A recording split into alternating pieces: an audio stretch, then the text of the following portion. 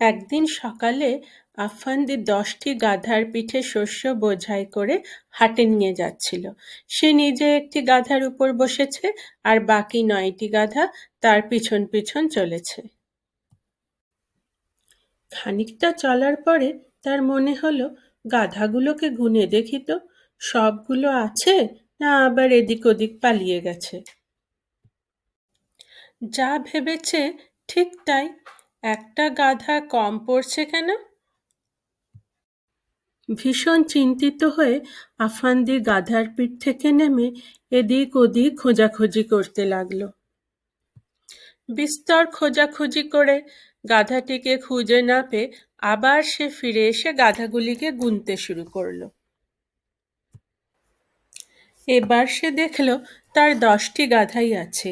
খুব খুশি হয়ে সে ঈশ্বরকে জানালো, হে ঈশ্বর, তোমার অশেষ করুণা, আমার একটি গাধাও হারিয়ে যায়নি। এরপর নিশ্চিন্ত মনে আবার গাধার পিঠে চড়ে সে চলতে শুরু করলো।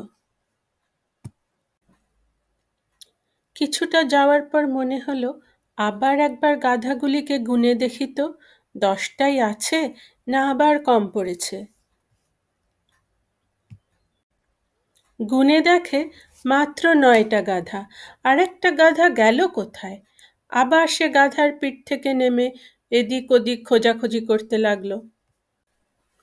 গাধাটিকে খুঁজে না পেয়ে ফিরে এসে আবার গুনল, 10টি গাধাই তো আছে।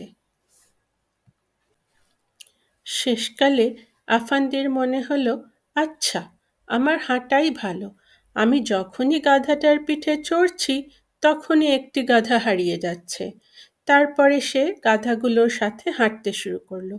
তোমরা যদি বুঝতে পারো আফ্ফান্দির একটি গাধা বারবার হারিয়ে যাচ্ছে কেন, তাহলে কমেন্ট বক্সে লিখে জানাও।